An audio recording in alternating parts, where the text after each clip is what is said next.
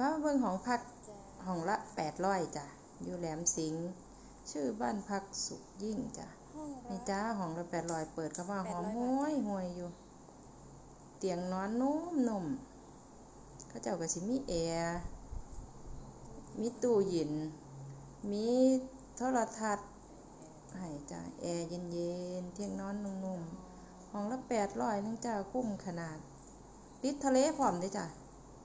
นี่ห้องน้ำก็กว้างมีเครื่องเฮ็ดน้ำอุ่นนำห้องน้ำกว้างขวางคักจ้ะกว้างคักห้องน้ำก็กว้างเลยสะอาดหอมนี่จ้ะห้องพักนี่ติดทะเลแบบนี้เลยจ้ะย่างไปพอ19ก็ฮอดแล้วทีนี้นะก้าวใหญ่ๆเด้อ ห้องละ800 บาทจ้าติดทะเลแบบนี้เลยห้องละ800